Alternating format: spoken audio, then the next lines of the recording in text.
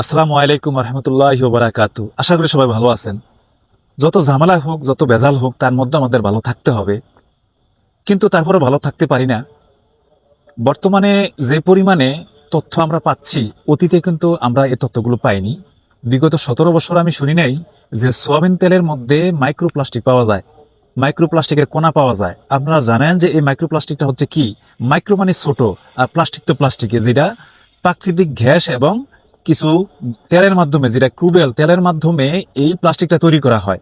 এই প্লাস্টিক যদি আমাদের দেহের মধ্যে কোনো না কোনো উপায়ে যায়, তাহলে আমাদের দেশে, আমাদের এই যে পেটের তো, আমাদের মানব দেহের তো 12টা বাজবেই। তার পাশাপাশি আমাদের যে অন্যান্য অঙ্গ প্রত্যঙ্গগুলো আছে, এগুলো সঠিক থাকবে না। এখন পরিবেশ বিজ্ঞানের একদল গবেষক দল, তারা কি করছে, এটা হলো বিইউপি, তাদের এই ডালের সংক্ষিপ্ত নাম। এই গবেষক দল রাজধানীর বিভিন্ন জায়গা থেকে, অর্থাৎ ঢাকা শহরের বিভিন্ন জায়গা থেকে তারা 60টি নমুনা সংগ্রহ করে।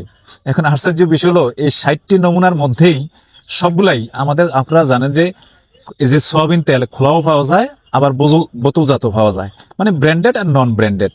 এখন এই যে খোলা সয়াবিন তেল এবং কিছু ব্র্যান্ডেড তেল, এগুলা ওই গবেষক দল তারা কি করছে, বিভিন্ন সুপার শপ থেকে এগুলা সংগ্রহ করছে, 60টা নমুনা সংগ্রহ করছে।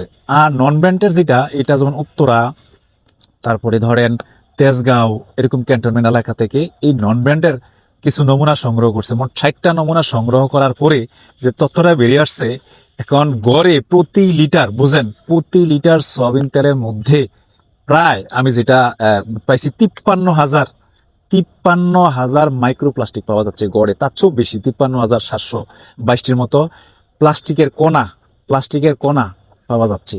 আর যেটা হচ্ছে ব্র্যান্ডেড, যেটা সেটা পাওয়া যায় প্রায় প্রায় 49,000। আর নন ব্র্যান্ড যেটা হচ্ছে খোলা সয়াবিন তেল, দেখেন কি পরিমাণ, প্রতি লিটারে কি পরিমাণ মাইক্রোপ্লাস্টিক পাওয়া যাচ্ছে, প্রায় 59,000। এখন এই যে বোতলজাত যেটা, যেটা ব্র্যান্ডেড, এটা হচ্ছে বেশি পরিমাণে হচ্ছে আপনার যেটা খোলা সোয়াবিন তেল, ওটার মধ্যে পাওয়া যাচ্ছে সবচেয়ে বেশি, প্রায় 1/4। এই পরিমাণ ব্র্যান্ডেড তেলের মধ্যে এই যে পাওয়া যাচ্ছে, আমরা এখন, সরকার এত বছর কি করছে? এখন যারা এই যে আধুনিক প্রযুক্তির মাধ্যমে, হ্যাঁ, প্রযুক্তিটা হয়তো অত উন্নত ছিল না, সেটা সেটা হইতে পারে, কিন্তু তারপরেও তো আমাদেরকে আরো সচেতন করা প্রয়োজন ছিল। মাইক্রোপ্লাস্টিকের কথা শুনছি, কিন্তু এত পরিমাণে যে আমাদের এই যে সয়াবিন তেলের মধ্যে, আমরা কি এই দেহটা কি দেহ আছে? আমরা ছোটবেলায় সয়াবিন তেল পরিবর্তন করছি, সয়াবিন তেল আমরা খাইনি, আমরা খাইছি কি, ভালা তেল, যেটা হচ্ছে সরিষার তেল।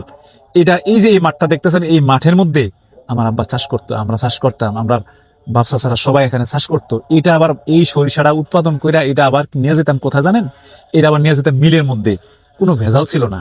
এখন হঠাৎ করে একই থেকে এই জিনিসটা আসলো যে এই সয়াবিন তেল, এটা আমাদের দেশে এটা এত পরিমাণ ছিল না। আগেরকার যুগের তারা সরিষার তেল কি করতো, ঠান্ডা লাগলে নাকের মধ্যে দিত, তারপর তারা বিভিন্ন ইয়ার মধ্যে দিত। এখন এই এই যে সয়াবিন তেলটার মধ্যে এত পরিমাণ মাইক্রোপ্লাস্টিক পাওয়া যাচ্ছে, এটা যদি আমাদের দেহের মধ্যে যায়, এর প্রবেশ করে, বিভিন্ন মাধ্যমেই কিন্তু এই মাইক্রোপ্লাস্টিকটা যাইতে পারে, যকৃত আক্রান্ত করতে পারে, হৃদযন্ত্রের মধ্যে আক্রমণ করতে পারে। এইগুলা কিন্তু আমাদের শরীরের সাথে ফাইট করে, যুদ্ধ করে। এখন আপনারা বোঝেন কোনটা পরিত্যাগ করবেন, কোনটা গ্রহণ করবেন। এখন আমাদের সচেতন হওয়া উচিত, পর্যাপ্ত পরিমাণে সচেতন হওয়া উচিত। এই মাইক্রোপ্লাস্টিক থেকে আমাদের বাঁচা উচিত। কিছুদিন আগে